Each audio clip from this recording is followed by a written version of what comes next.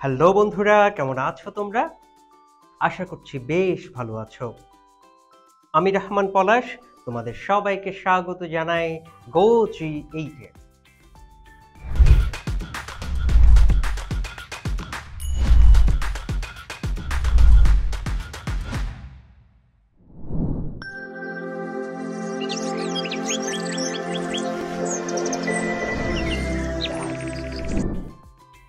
বন্ধুরা, আগের এপিসোডে আমরা একাদশ ও দ্বাদশ শ্রেণীর যুক্তিবিদ্যা দ্বিতীয় পত্র বইয়ের পঞ্চম অধ্যায় কার্য-কারণ সম্পর্ক প্রমাণ পদ্ধতি থেকে অন্বয়ী পদ্ধতির সুবিধা ও অসুবিধা সমূহ নিয়ে আলোচনা করেছিলাম। আজ আমরা আলোচনা করব এই অধ্যায়ের নতুন কিছু গুরুত্বপূর্ণ বিষয় নিয়ে।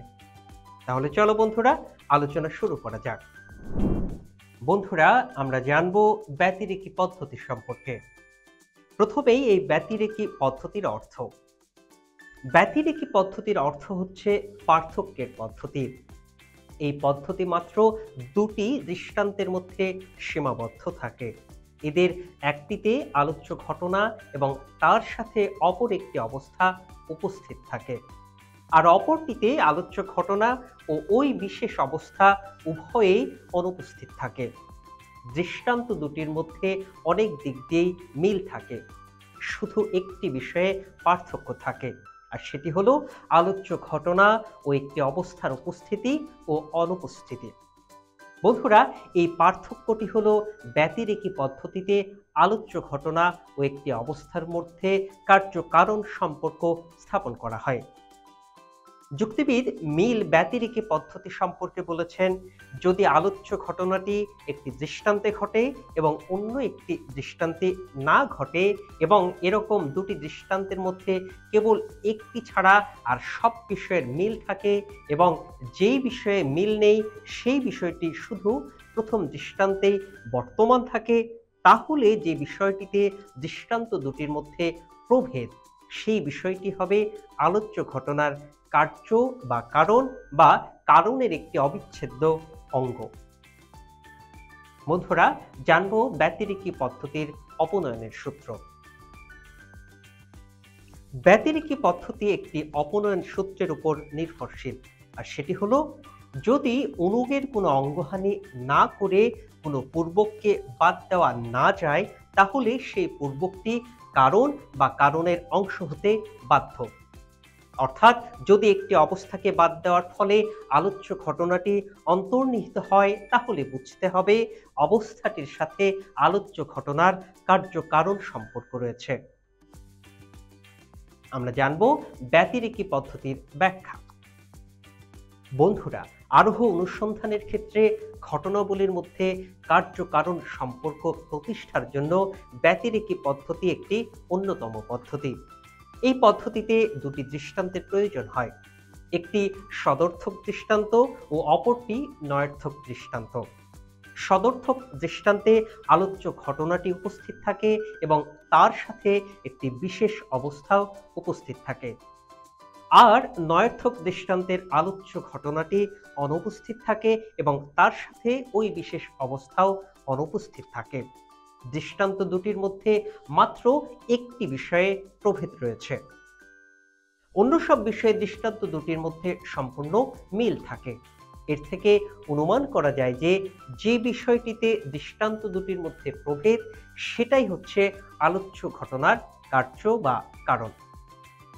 বন্ধুরা, এই পদ্ধতিকে ব্যতিরেকি পদ্ধতি বলা হয়, কারণ এখানে দুটি সদর্থক ও নয়ার্থক দৃষ্টান্তে একটি বিষয়ের পার্থক্যের ভিত্তিতে দুটি ঘটনার মধ্যে কার্য কারণ সম্পর্ক নির্ণয় করা হয়।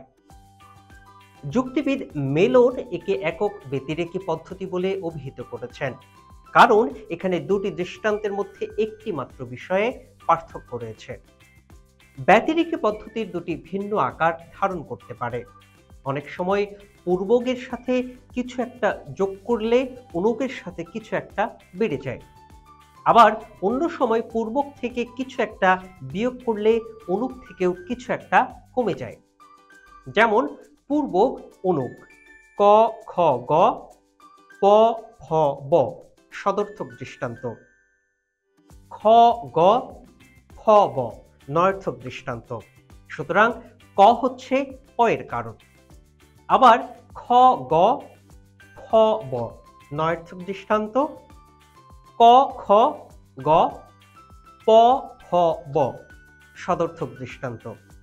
ক হচ্ছে প এর কারণ। বন্ধুরা, এখানে দেখা যাচ্ছে যে উভয় ক্ষেত্রেই সদর্থক দৃষ্টান্তে আলোচ্য ঘটনা প উপস্থিত, একই দৃষ্টান্তে অপর একটি অবস্থা ক উপস্থিত, অর্থাৎ নয়ার্থক দৃষ্টান্তে তারা উভয়ই অনুপস্থিত। অন্যান্য সব বিষয়ে দৃষ্টান্ত দুটির মধ্যে মিল আছে, সুতরাং ক হচ্ছে প এর কারণ। বন্ধুরা, এই ছিল আমাদের আজকের আলোচনার বিষয়। পরবর্তী ক্লাসে আবার দেখা হবে। ততদিন পর্যন্ত তোমরা সবাই ভালো থেকো, সুস্থ থেকো এবং গো জি8 এর সাথেই থেকো।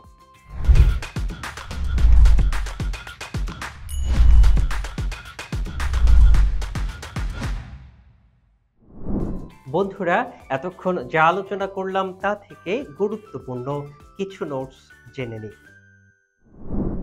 ব্যতিরেকি পদ্ধতির অর্থ হচ্ছে পার্থক্যের পদ্ধতি।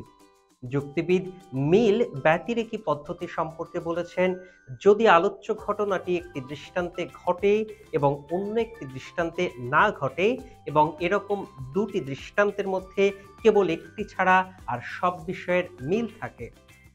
ব্যতিরেকি পদ্ধতি একটি অপনয়ন সূত্রের উপর নির্ভরশীল। সেটি হলো, যদি অনুকের কোনো অঙ্গহানি না করে কোনো পূর্বককে বাদ না দেওয়া যায়, তাহলে সেই পূর্বকটি কারণ বা কারণের অংশ হতে বাধ্য। আরোহ অনুসন্ধানের ক্ষেত্রে ঘটনাবলীর মধ্যে কার্য-কারণ সম্পর্ক প্রতিষ্ঠার জন্য ব্যতিরেকি পদ্ধতি একটি অন্যতম পদ্ধতি। এই পদ্ধতিতে দুটি দৃষ্টান্তের প্রয়োজন। যুক্তিবিদ মেলন একে একক ব্যতিরেকি পদ্ধতি বলে অভিহিত করেছেন, কারণ এখানে দুটি দৃষ্টান্তের মধ্যে একটি মাত্র বিষয়ে পার্থক্য থাকে।